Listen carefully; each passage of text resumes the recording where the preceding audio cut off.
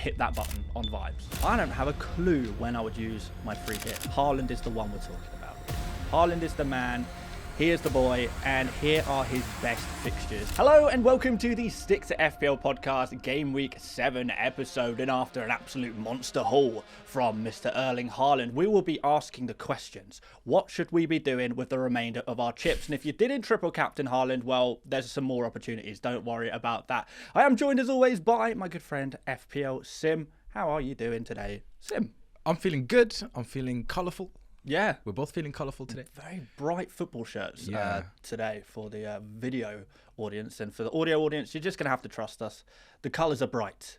We're not going to tell them. Let them just ponder. Yeah. Imagine very, very fluorescent, neon bright colours.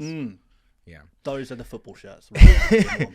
If you are listening to us on audio, do check us out on YouTube. There's a full episode on Stick to FPL YouTube channel and a lovely clip that is on the FPL Mate channel. And if you're watching us on video, check us out on audio. Yeah. Maybe you want to listen and watch on Spotify on your drive to work or on your train drive to work or however you want to get to work. What about those driving the train and that is their work? They should focus on driving the train. I don't think you're actually allowed a phone in the train cabin. What? You're not allowed to listen to a podcast while you're driving a train? No, they have to focus on the train. You know how much like they're steering, is it? You know how much they get paid?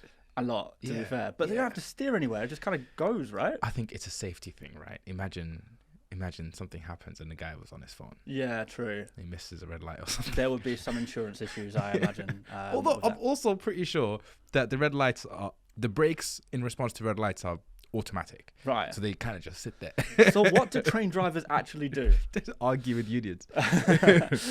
Bless them. Right, anyway, let's get cracking. Let's start with your score today, Sim, before we have a look at mine for Game Week 6. How'd you get on? Green arrow?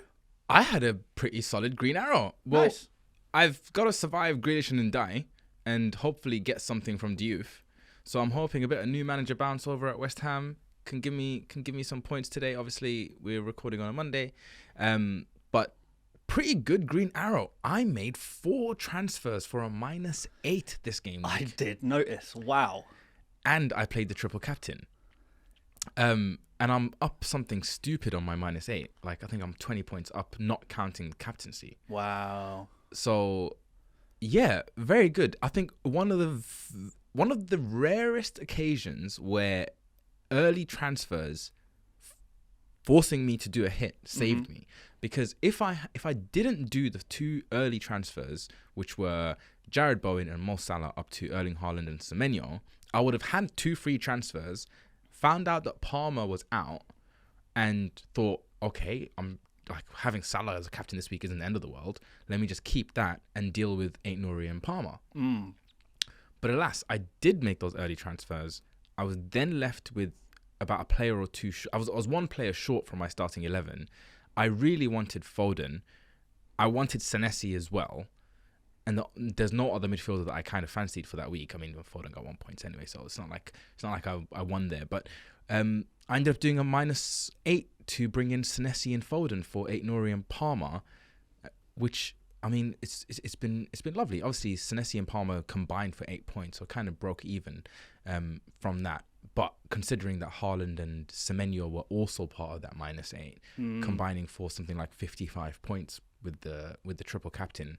And I would have had Salah captain if I didn't do that.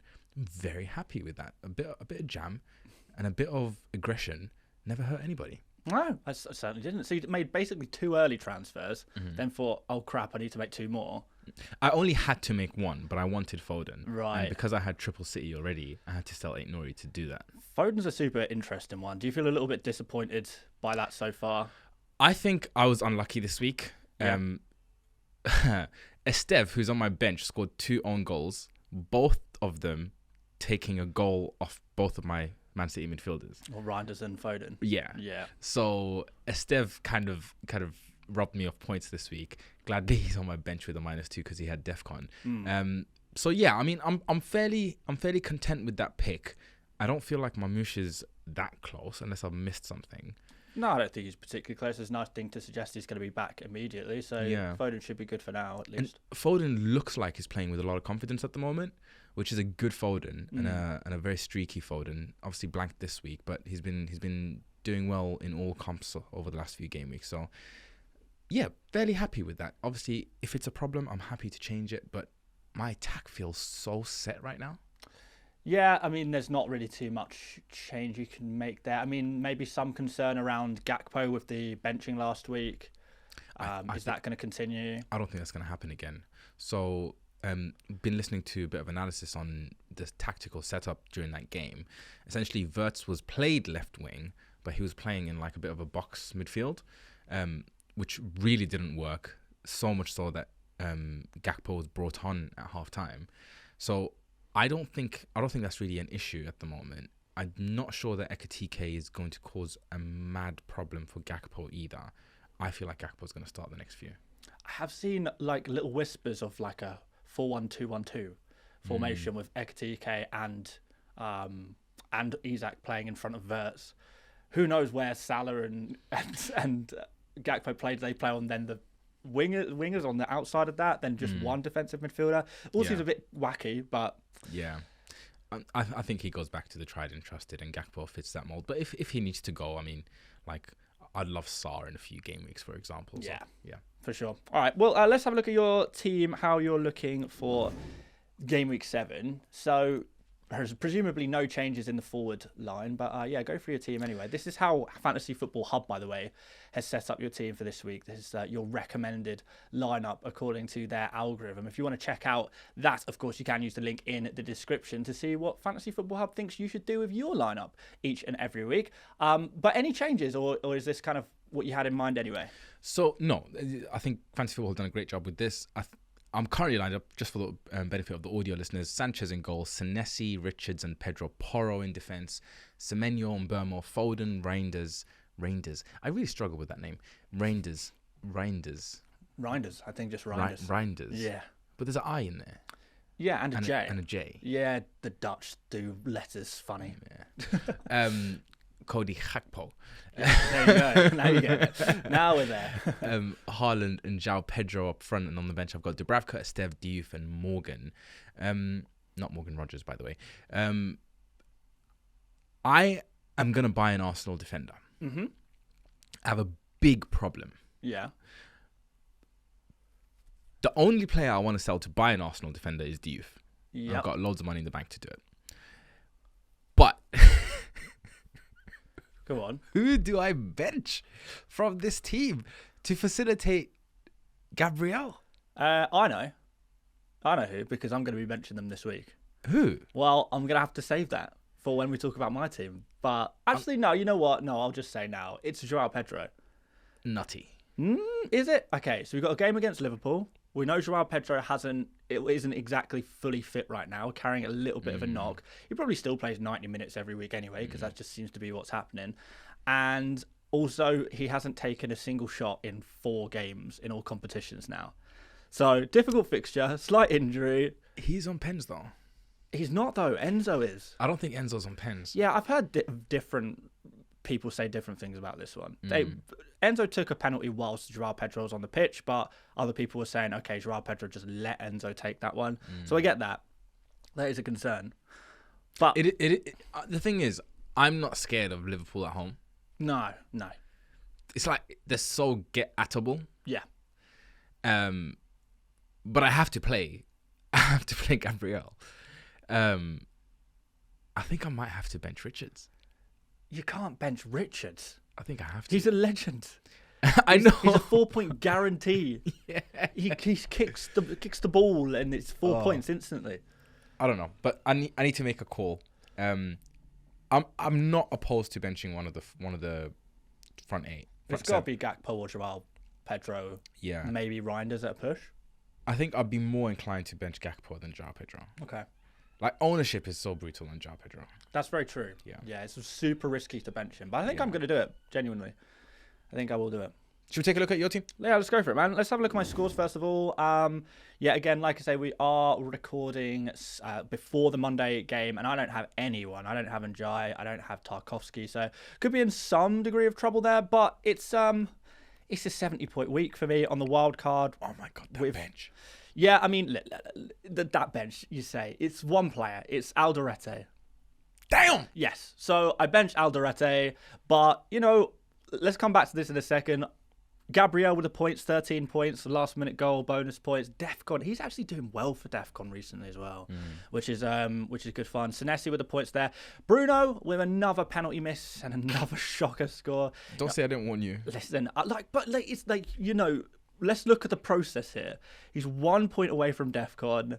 He is a penalty miss away from, goal points and bonus points. This on a different day is like a 12-point swing. It's crazy, 13-point swing.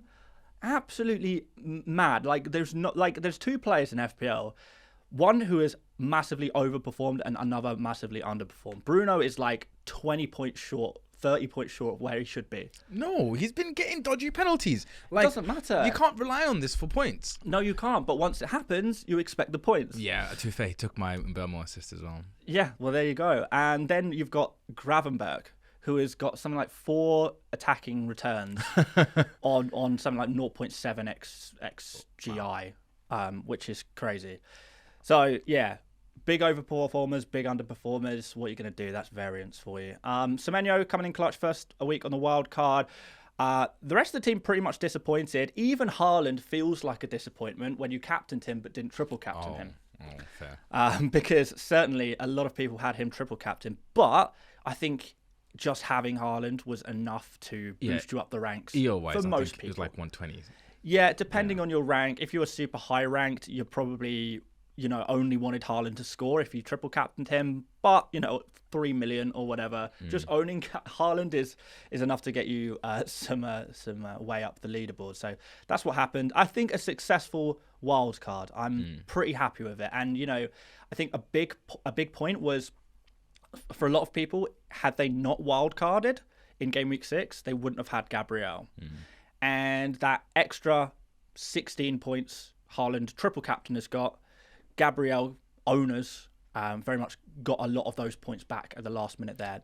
Of course, if you have both, then, you're laughing all the way to the bank. But I really thought about you in that goal, Lyndon. Yeah? Yeah. Oh, yeah. mate, I was joyous. I was joyous. The jubilation to see your team win in the last minute in a very crucial game. Yep. To have your wild card rescued. Yep. To have 13 points walk in through the door. It's, phenomenal. These are the moments why we play FPL. Right? This is what it's all about. So, yeah, I mean, I'm pretty pleased. It could have gone a lot worse. If Tarkovsky and Njai go off, then, maybe it dampens it a little bit, but it's a green arrow probably regardless of what happens, which is always nice after a wild card. Going on to my Game Week 7 team, I've got 3 free transfers, which I don't think I'm going to use. 1.2 million in the bank. And I'm lining up here with Raya in goal. And then we've got a back four of Gabriel, Senesi, Richards, and Romero, all with good fixtures. Every single one of them with good fixtures. Maybe you could argue Richards away to Everton isn't as strong, but then we've got the midfield, Bruno against Sunderland, which, we'll see what happens there. I think, to be fair, Sunderland at home is a lot better than Sunderland away. I think United anywhere is worse than anything. I completely agree, but, only takes another penalty for him to miss, and... There's a concern he doesn't take the next penalty. Of course there is. He's missed more than he's scored this season. Yeah. But, I mean, I don't know. He's been taking... people are saying, he's... Bruno's missed more penalties than any other player in the Premier League of the last 5 years. He's taken about 5 times as many penalties as any other player in the Premier League during that time. So it's like... Wait, he's taken that much more than Salah? No, it's not 5 times. Okay. But it's like an additional 30% or something. Okay. Whatever, something like 20%. He's taken an enormous quantity of penalties. But is that not encouraging in a way that Man United are winning so many penalties because they have maybe some slightly more technical players at the moment in the box, or is that just both penalties were won by Mbeumo? Both of them were him running through on goal, basically. Yeah. I would recommend you play Alderete over Bruno. I'm sure you would, but I will not. One of them is a guaranteed monster haul. The other one is minus points guaranteed. Fair enough. Yeah, I wish I could change that last game week. But there we go. I was never playing Alderete last week, realistically. No, but we've got Semenyo, Kudus, Reinders, Gyökeres, and Haaland, who's going to be my captain. On the bench, Dubravka, Joao Pedro, Alderete, and Stack. One thing on Alderete is that, you know what is worse than... It doesn't necessarily feel worse, but you know what's worse than having Alderete on your bench? It's not having Alderete at all. because I think he's probably established himself as the best 4 million defender. If you're on a wild card, you still got your wild card, right? Yes. If you were to use it whenever that is in the next few weeks or maybe a little later, you're probably eyeing him up.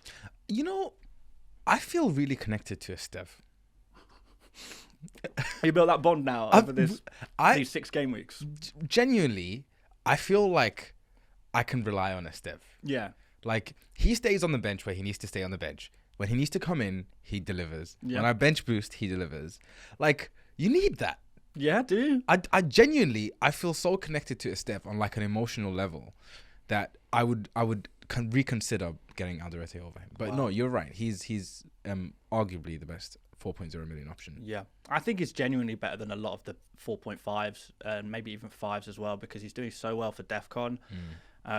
He's nailed on at centre-back, and Sunderland are just genuinely a pretty decent defence. You know, maybe top half is generous because they have had really good fixtures, but, you know, so far so good. It takes me back a little bit. We've not had this since, you know, like the days of Sheffield United when they come up maybe 5 years ago. Yeah. And they were just genuinely a top half defence, despite being a newly promoted team. You could rely on those super cheap defenders from them. Memories of Lundstrom. Yes, indeed. Takes us back. But yeah, 4-4-2. And I think one of the benefits of the wildcard in Game Week 6 is that actually the Game Week 6 wildcard is arguably a little bit better set up for Game Week 7. So I'm hoping the good vibes continue. No transfers needed. We got 3. Maybe we start using them a little bit when we come to Game Week 8, when I plan on my bench boost, if needed. But we'll see. I'm still waiting to see what's going on with Palmer. I'd love to have him from Game Week 8. I'm getting ever more concerned about that. Like, he's basically been ruled out to the international break. Yes, sure. But then Game Week 8 is after the international break. Is that going to be enough time for him to come back in and start straight away? Or I mean, they don't want to rush him. It's a long season. I think that's quite concerning, to be honest with you. But it'd be great to be able to just have those transfers in the bank to be able to make that move. Yeah. If Palmer drops one more time, which I pray he does, I can do Bruno straight to Palmer. Yeah. Which would be amazing. But I don't think it's super likely. Yeah. You'd be very happy to. No, Palmer will go down. Do you think one more time? Yeah. Maybe. If not, you know, I'll probably look at moving, you know, maybe a Kudus or a Reinders, or there's so many nice, cheaper midfielders right now that there's no shortage of options there, really. What do you think of Reinders? I mean, he wasn't playing super attacking. Was a little deeper than I wanted him to be against Burnley. I think maybe that was more the opposition, and maybe in some of the tougher fixtures we might see Reinders a little further forward. Maybe that's what we've seen so far. So it's difficult to say. I know it's, you know, they call it dual 10s of Foden and Reinders there, but it didn't look like that, did it? Didn't really feel like that as much. Took a couple of shots, but from long range, didn't create as much as I would have liked him to. But he's so cheap. Yeah. I think the problem is with Man City is they've got all of these brilliant attacking players, and it's just Haaland gobbling up the points every week. So, yeah, Reinders is good because he's cheap, not because he's good. Yeah, fair enough. But you got budget in the bank, you got transfers sat there. If you really don't believe him, yeah, we can do some surgery. You could probably do something about that, couldn't you? Yeah, but we'll give him another go against Brentford. I mean, I'm a newish Reinders owner. I didn't own him for his haul against Arsenal or against Wolves in Game Week 1. So, you know, I'm very new to this whole idea. Okay. So far not impressed, but I'm a noob. I'm a Reinders noob. So there you go. That is my team for Game Week 7, and I just don't think I need to make any changes. No, I'd probably mirror that. I think, especially post wildcard, it sometimes starts to feel a little bit like, you know, heavy is the head with three, 4 transfers sat in your pocket. So you get to 5 and you have to use them. So we'll get to that point eventually, maybe. We'll see. But regardless, plenty more to talk about in today's episode. So maybe you have some chips left. Maybe you're wondering where to play them. Don't worry, we've got your back today, because we're going to be talking about all of those chips, where you should use them. And if you are thinking of using maybe a wildcard chip this week, I have a wildcard draft for you as well. And Sim, I'm going to get your opinion on it. See if you like it. I will roast it. You can roast it as hard as you like. I think you might like it, though. Fantasy finance is like fantasy football, but for financial markets. Build a virtual stock or crypto portfolio, lock it in, and compete in skill-based contests against other players or AI. Winners earn prizes from entry pools and platform rewards. No real money is traded or invested. This is a strategy game designed for competition and education. Join their Discord, link in the description to join their closed beta. Right, so basically I have written down all of the chips and where looks like a good time to play them. Now I want to start off with the triple captain chip because me, like many others, are kind of, I don't know, we feel like we missed out on the Game Week 6 triple captainers with the Haaland triple captain. You guys smashed it, everyone. Sim, you smashed it. You were one of those people. Thank you. So congratulations, first of all, to all those who triple captained. But the question is, if you have your triple captain still, when are you going to use it? First of all, Sim, is there any other player you would consider using a triple captain on during the first half of the season other than Haaland? Anyone else you trust in a single game week? Because doubles look unlikely. As of right now, given how Mo's playing, no. Is there maybe an argument of, maybe an Alexander Isak when Salah is at AFCON? If there's because there's a couple of nice Liverpool fixtures whilst AFCON is on. So that is something to maybe think about. We'd have to see a lot from Isak to get there. It's so difficult to say right now. Yeah, we'd have to see. Like, he hasn't even scored in the Premier League. He hasn't even returned in the Premier League yet, despite having 1 million people buy him so far. Yeah, Haaland is so abrasive and so there. So it seems a little bit forced to move away from that. And I know there's a few really good opportunities for Haaland this season, before Game Week 19. Before we go and look at Haaland, because I think that does seem obvious, if you did fancy Isak whilst Salah is at AFCON, we've got Wolves at home in Game Week 18 and Leeds at home in Game Week 19, assuming Salah is off at that particular point. So 2 home games, Wolves, Leeds, it's okay. But I mean, if you just for the sake of the moment, right? If you were gonna consider something different and you did want to avoid the Haaland one, like Semenyo's playing really well. Is there an opportunity there? Yeah, if a good fixture comes along. Like Palmer when he's back, can there be an opportunity there? Yeah, well, I mean, we've got Burnley at home in Game Week 17 for Semenyo. I mean, West Ham, do we speak about West Ham now? With the new manager, are they gonna? We have to see how they perform, right? Yeah, but you got them in 12 for Semenyo as well. Yeah. So maybe a couple opportunities there if Semenyo is like the new big thing of the season. For Palmer, again, before we do Haaland, for Palmer, you've got Sunderland at home in Game Week 9. You've got Wolves at home in Game Week 11. Burnley away in Game Week 12. Leeds away in 14. Potential opportunities, but Haaland is the one we're talking about, really. Haaland is the man. He is the boy, and here are his best fixtures between now and the cut-off point. Got to use the first triple captain before Game Week 20. So, here are your options. Game Week 13, home against Leeds, which I quite like. Particularly if you wildcarded in Game Week 6, a lot of people will be wildcarding in Game Week 13. So, you're essentially flipping it round. When other people are wildcarding, you're triple captaining, and, maybe it works out your way. So Game Week 13 at home against Leeds. If you didn't triple captain, that's probably going to be a nice opportunity for you. Game Week 15 against Sunderland at home. But Sunderland have been pretty good. Yeah, I'm not huge on Leeds either. I feel like Leeds, particularly against tougher opposition, can be quite challenging to break through. Say that to Arsenal. It's dominated them 5-0. But like the scoreline was aggressive, but the match wasn't that dominated. That's maybe fair, yeah. So I wouldn't be massive on the Leeds one. I mean, obviously Haaland has history with Leeds, so maybe there's a little bit more motivation there. But yeah, I don't know. Leeds, I feel like, are quite tough to break down sometimes against the bigger teams. Yeah, I mean, Newcastle didn't have a huge amount of joy against them. Obviously, Bournemouth just drew with them as well. Fulham actually, and Fulham beat them. But yeah, look, there is some concern there, but I think it's an opportunity. I'd obviously would have preferred to use it in Game Week 6. Yeah, I mean, so like the smart people. Yeah, well, we'll see. all can change because it didn't look like a very smart decision at the 90-minute mark for Haaland triple captains. Let's put it that way. I was screwed. I bet you were. But look, I think it doesn't get too much better than that, Sim, to be honest, because we're looking at after game week 13 for Haaland, we're looking at game week 15, Sunderland at home, which I don't think is any better than Leeds at home. Then we've got game week 17, West Ham at home. Again, are West Ham going to tighten up with Nuno? Maybe. And then game week 19, which is kind of your last opportunity, really, which is Sunderland away, which right now doesn't look particularly good.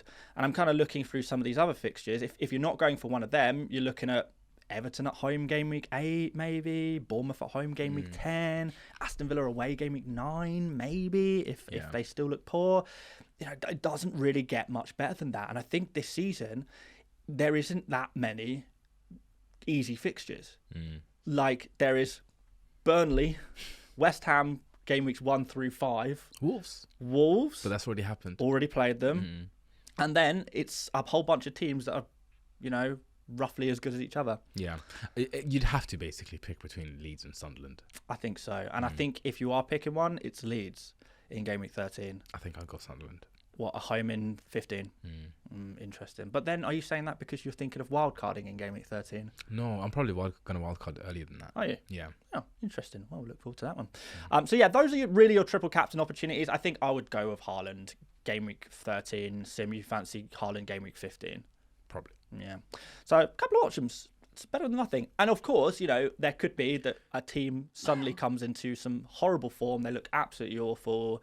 And actually, out of nowhere, there's a team that you didn't expect to have won a triple captain against, and suddenly you do. So that's a possibility too. I mean, maybe it's even Aston Villa game week 9. Maybe. I mean, they have been putting up some of the worst numbers in the Premier League. Do you want to know them? Go on then. So these are the defensive numbers of. Hang on, let me just get it in front of me. So in terms of non-penalty expected goals against, we see Aston Villa 4th bottom. 8.5 non-penalty expected goals against in 6 game weeks. Wow. That's pretty bad. Who's bottom? Bottom is Burnley. They are the worst team in the Premier League on these numbers. They have now conceded as many goals as Wolves. Who's better between Sunderland and Leeds?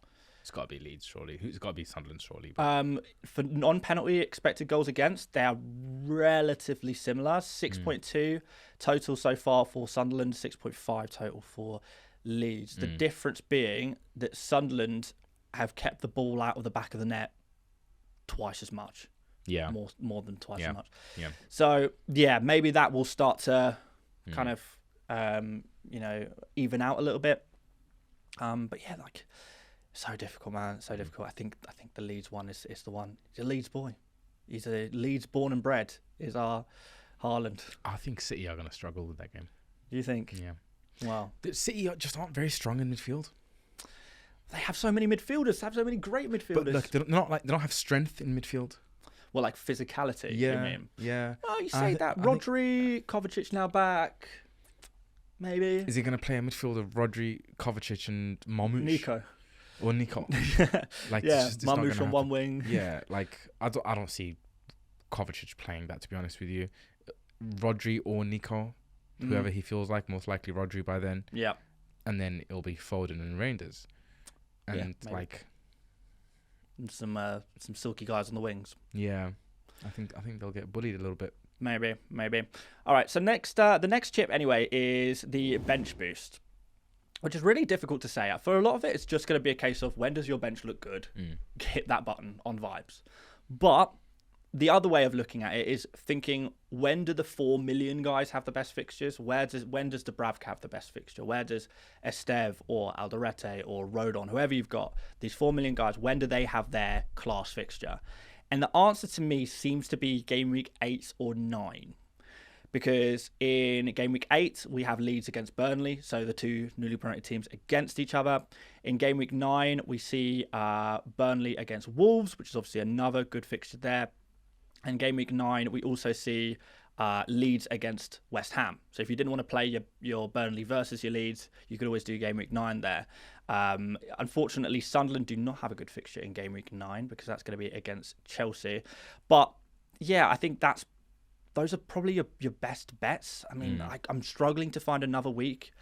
Maybe game week 11 is the only other one. I think Burnley play against Sunderland, West Ham there, but then that's when Sunderland have Arsenal and Leeds have Nottingham Forest, which is maybe okay. Yeah, I think realistically, people will have a bench of definitely Dubravka. Yep. They'll have a decent, normal, regular team sort of defender. Yeah, just a 4.5, like maybe Richards or Anderson. Richards, stuff like that. Yeah. So two of those guys are fine. It depends on who your 8th attacker is. Yeah, that's true. And then it depends on whether or not you have Esteve or Alderete at that point. Yeah, because Alderete is a little more difficult because his good fixtures, other than game week 8, don't really line up with Dubravka's good fixtures. So you can probably line it up for Burnley's good fixture and count on a bit of DEFCON from Alderete. You could do, but I mean, I feel like if you have Dubravka and a Sunderland defender, then you probably just go for game week 8 because they both have good fixtures. If you don't, if you've got an Esteve or a Rodon, your options massively open up. So you go 8, you can go 9, you can go 11, where they both will have good fixtures or all have good fixtures. And then, like you mentioned, who's your 5th midfielder or maybe 3rd forward, depending on what your structure is. Obviously, stack. We've got Dewsbury Hall, who is maybe not as suited for game week 8. I think Dewsbury Hall faces Man City in game week 8. So giving like catch-all advice for the bench boost is so difficult. Yeah, it's so team dependent. And I think the one piece of advice that I would say is don't absolutely plan your entire team around operating for one game week bench boost. Like, it's the one thing that I feel like has damaged so many teams over these last few years. Like, have a general idea, don't force it with the transfers, and if at any point you see that your bench looks good, just do it. Yeah, really solid advice. I like that. Yeah, so I think we can move on to the next chip before we do the wildcard and have a look at my wildcard draft, and that's the free hit chip. Now, I don't know about you, Sim, but I don't have a clue when I would use my free hit, to the extent where I'm kind of jealous you already used it. I cannot identify a week. I think I gained like 10 points on my free hit. Mate, that's better than nothing. Because right now, all I'm going to be doing is free hitting the exact same team I already have in. I can't figure out a week. Free hit one transfer that you want to make. Yeah. Rather than using a free... You lose a free transfer when you use your free hit anyway. Because you don't gain the free transfer in that week. Yeah. So, is it a pointless chip in the first half of the season? I don't know. Maybe I've just not planned well enough for it. Maybe a week opens up later on in the first half of the season. I mean, I used it when I felt like my team was awful, but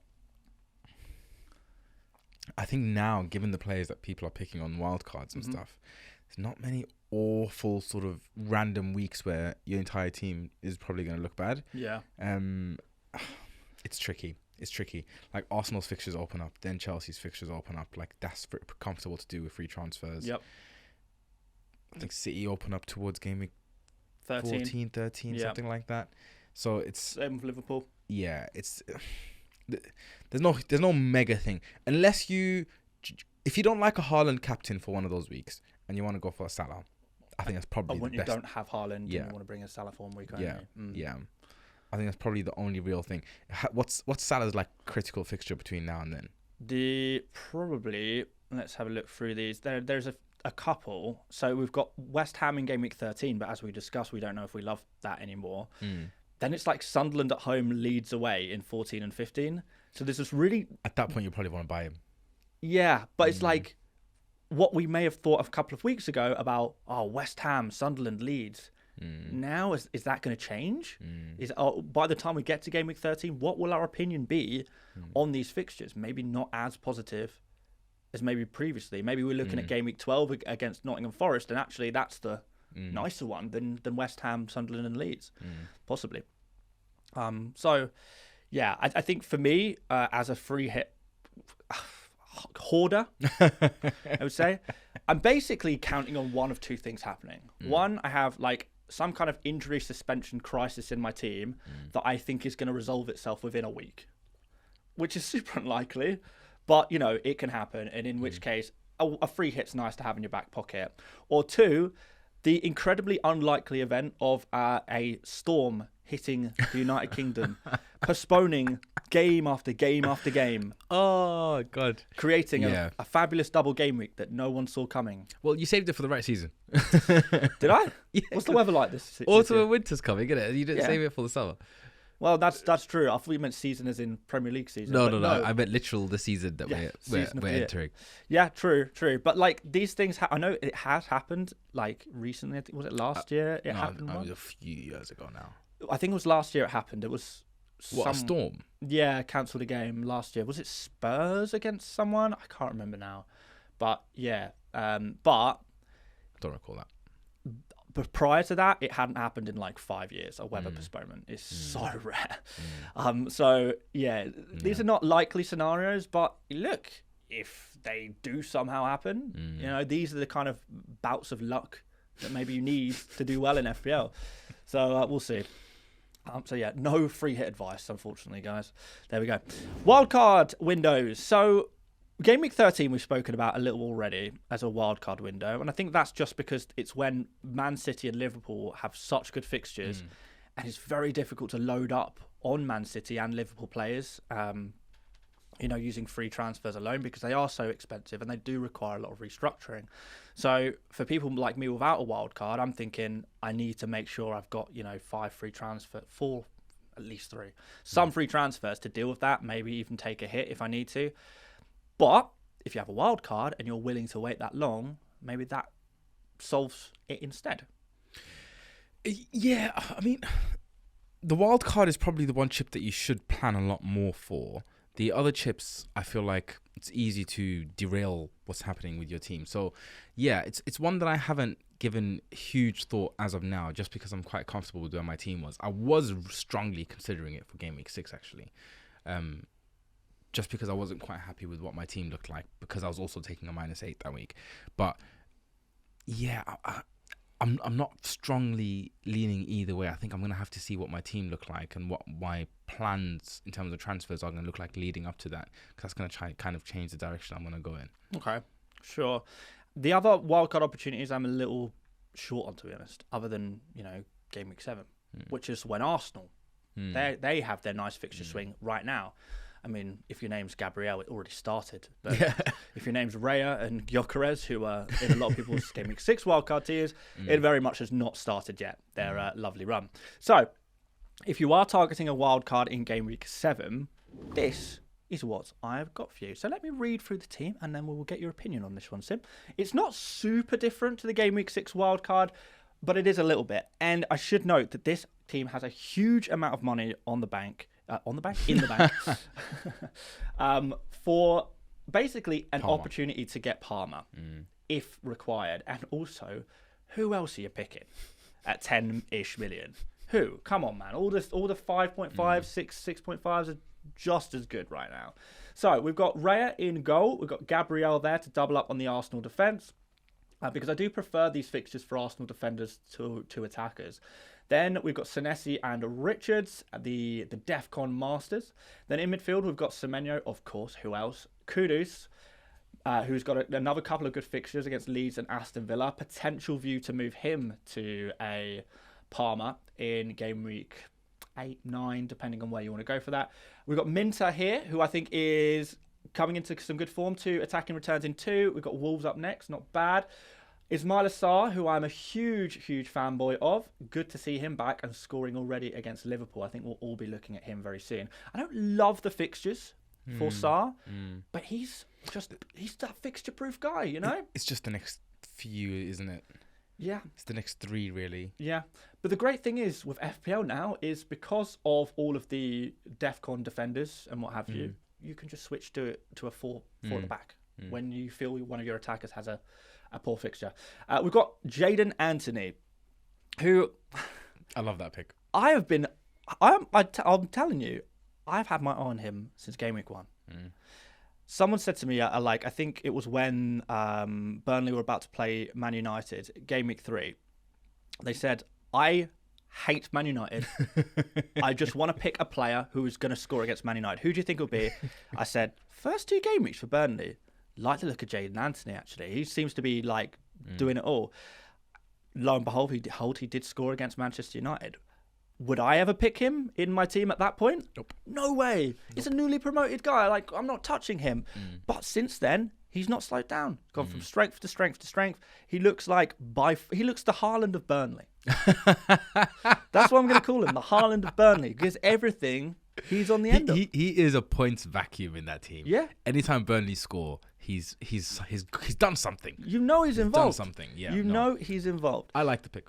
So I think by this point, we've got enough confidence in him. The next 3 fixtures for him, phenomenal. Aston Villa away, we know what we think about Aston Villa. We've got Leeds at home and Wolves away.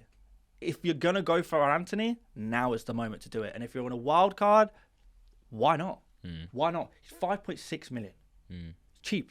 There's no risk here. If it goes wrong in a few weeks, bench him. Wait till the opportunity to sell him if it doesn't come by immediately. Up front, obviously, Erling Haaland, and I've gone for Gyökeres as the second striker.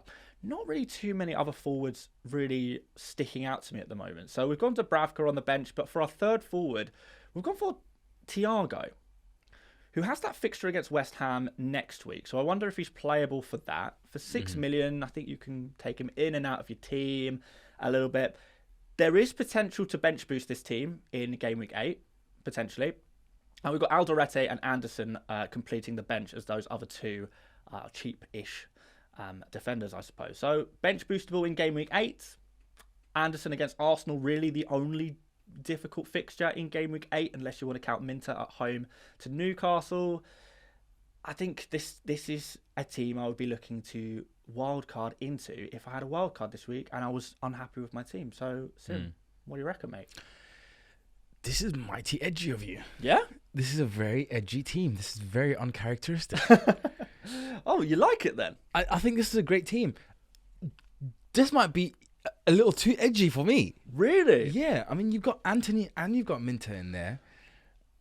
But here's my question. Who is missing? Bruno Fernandes? Is that a big miss? Obviously not Bruno. Yeah, Reinders? Is that a big miss? I think you're a little short on City. Am I? Who else is getting the points at Man City right now? Yeah, I mean, it's hard to argue that, to be honest. It's a brilliant team, but it feels like a team of the moment. Do you know what I mean?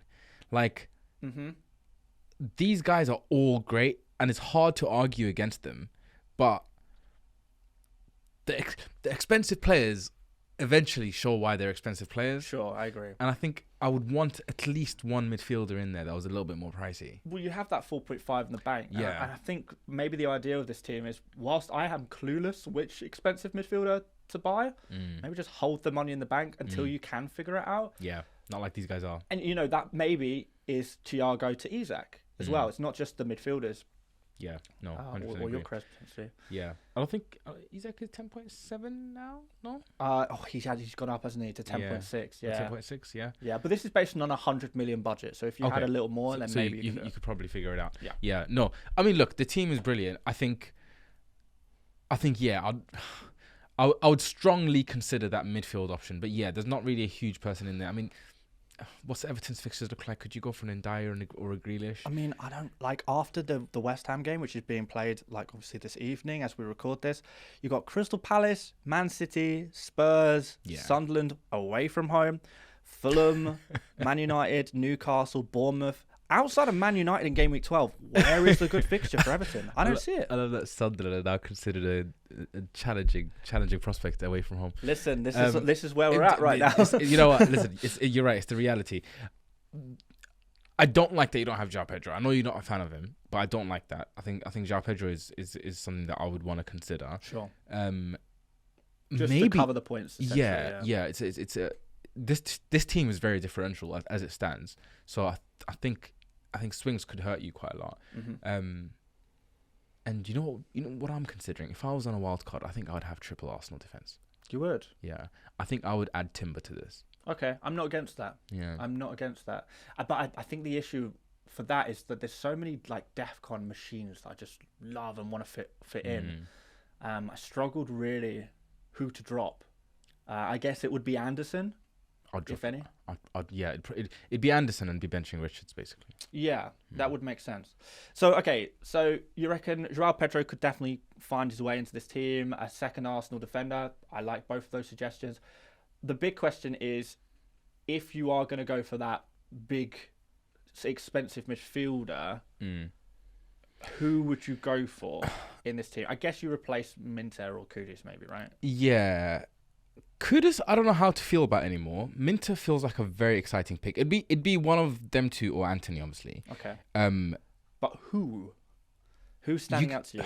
I'm struggling, mate. I really am. Look, I don't know how expensive Doku is, but he's firing on all cylinders right now. He looks an absolute live wire. Yeah. But rotation, risks, Champions League, is it really that crazy? Is it really that different if you're going for another differential player again? Yeah. So I don't know where stability could be here. Obviously, that money is there for Palmer. Could you bring in a Saka instead, for example? Yeah, Saka placeholder maybe. Yeah. I think there's a couple of routes you could go. I still love Mbeumo as an option. He hasn't been delivering, but he's so threatening. So I still really like that option. There's no clear answer. No clear answer. I don't think Foden's awful either. I mean, could you take a punt on Cunha? It's like there's plenty of options there, but they feel like punts. They feel just as punty as these cheaper guys, right? Yeah, and I completely agree with that.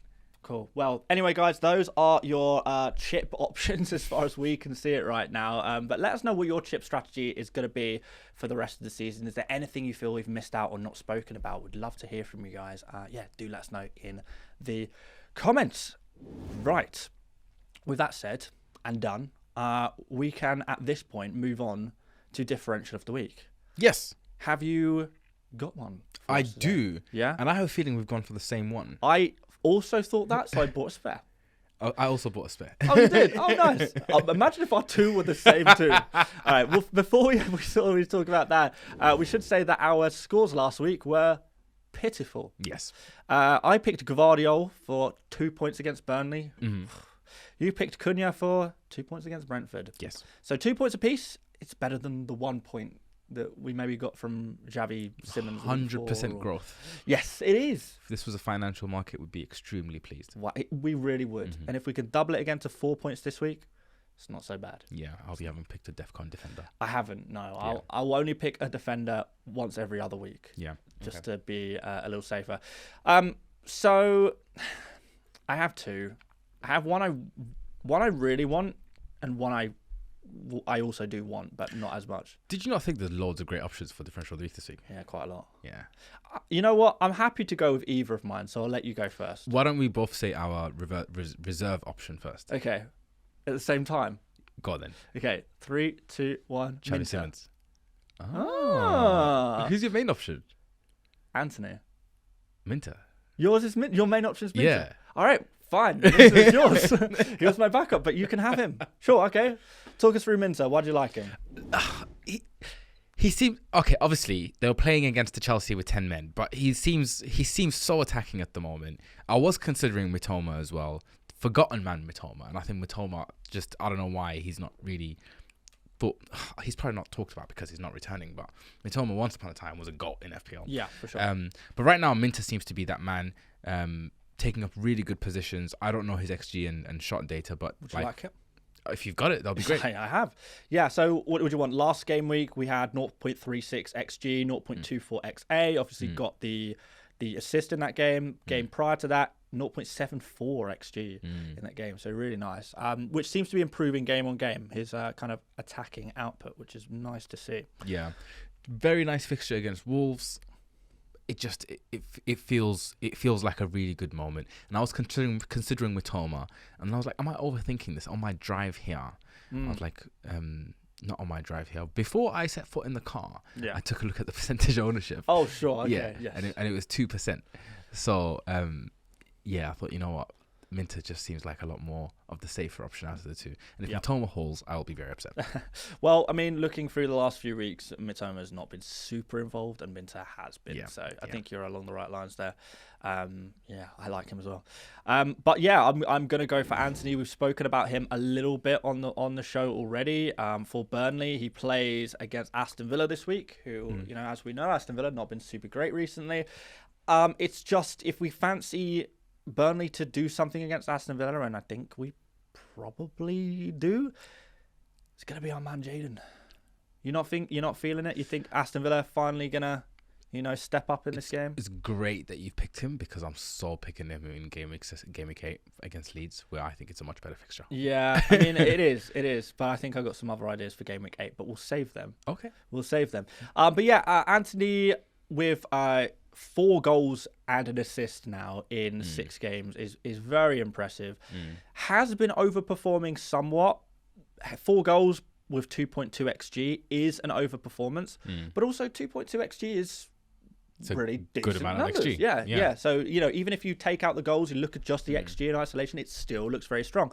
0.6 xa as well with 1 assist, which is maybe a little overperformance, but nothing crazy there. So yeah, the signs are positive. I think the fixture is good. And if you pick Anthony in game week 8, I'm going to pick him again in game week 9 against Wolves. So, I mean, hopefully he's brilliant turns. Next week and the week after, and then he can't. Outside of the 5%. Can you imagine? Anyway, those are our differentials of the week. Let us know which player under 5% owned you like the look of this week. But yeah, that's what we're going for. Now, let's wrap up the show with a little bit of a quiz. And we have a very special quiz this week because we got 3 clues sent in by Ian. So thank you very much, Ian, a regular watcher, listener of the show. And thank you for very kindly sending us in some clues today. I've got the answers, so you are going to have to answer them. I also have the answers to my own ones. He sent us both. So you know the answers as well? No, I know. I have different questions. Oh, wait, so we have them for each other? Yes. I didn't realize that's what he's done. Yeah, so he sent me 3 and he sent you 3. And they're different 3? Yes. Just do one each to each other. Yeah. That sounds good to me. Let's see how quickly we get through them. Yeah, okay. Who wants to go first? So I've already given you my clue, so I might as well do mine. Yeah, so go ahead. Say it so again. This player has been in the Premier League since 2017 and has scored 23 goals for his current club. Wow, okay. For his current club? Yes. So not necessarily joined his current club in 2017. Yeah, maybe could be, maybe couldn't be. Okay, that is indeed the mystery. All right, in that case, 23 goals. Who's been around for a while? I mean, wait, are these FPL relevant players? They are all FPL relevant. Okay, sure.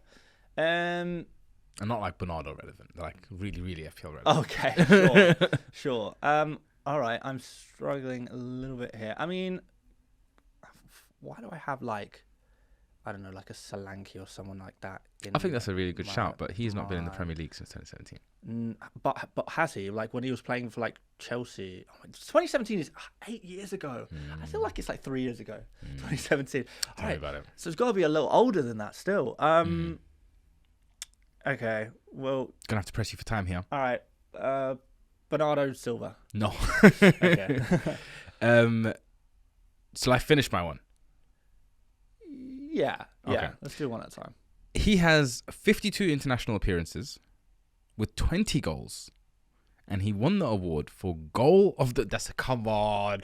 This is a massive giveaway. Give Ian's clue. He won the award for goal of the tournament at the Qatar World Cup. I don't know who won goal of the tournament at the Qatar World Cup. No way. You're more of an international guy than I am. Don't get me wrong. I love it, but... Yeah, that would have been pure...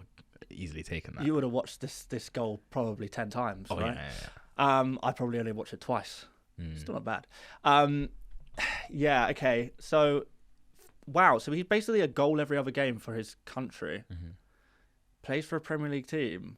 Scored goal of the tournament. I'm trying to think of the insane goals. I mean, I'm thinking of a player who scored in Qatar, because I couldn't necessarily tell you who had scored the best goal. But thinking of who would have scored in that tournament, I'm looking at of that age, like Lukaku, but he's not in the Premier League right now. I would say maybe it's more of a minor nation or something like that. I can't lie, Sim. I'm really struggling here. You say it's easy. I think this is fairly easy. I don't know if it is. The hard part of this is the third questions. The third clue, I think, is harder to guess the player than the second clue, in my opinion. But I'll give it to you. His country hosted a World Cup where they were eliminated by the eventual winners.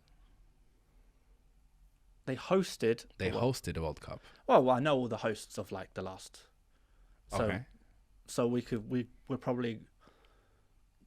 looking at the last host was Qatar. Then before that was France.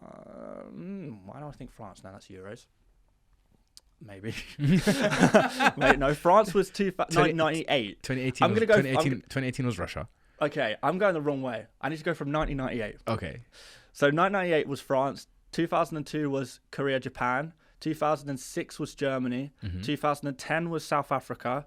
2014 is the one I'm struggling with.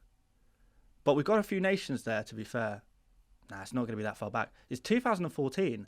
It's that nation. It's that nation. Whatever that was, 2014. Brazil. Yes. Okay, so 2014 was Brazil. So now we're looking at Richarlison. We're looking at so who won?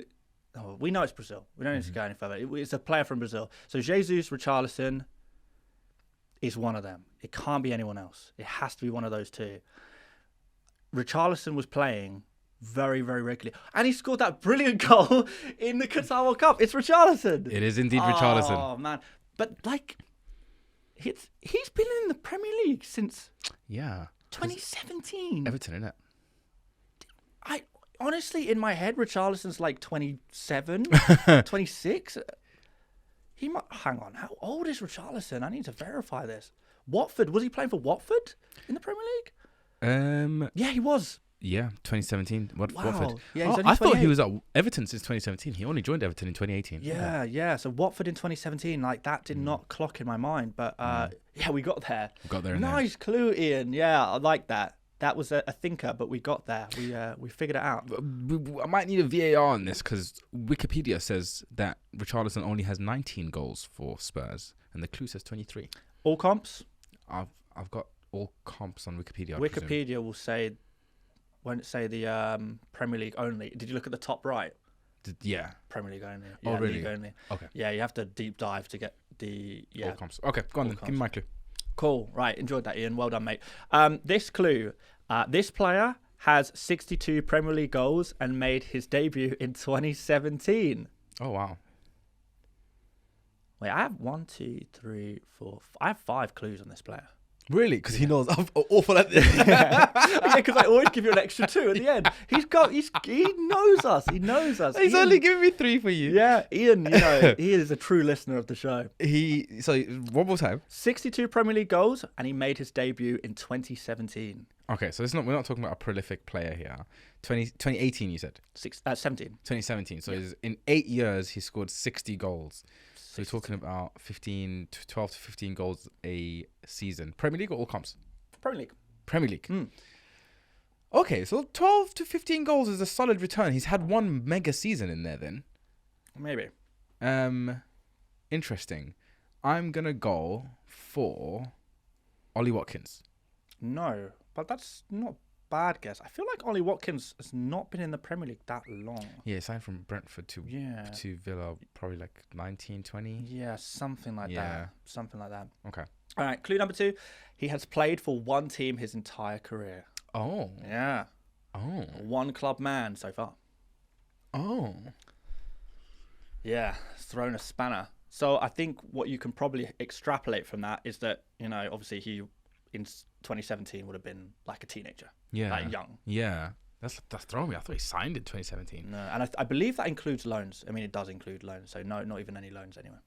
Okay, so a fairly prolific player who burst onto the scene as a teenager for one club.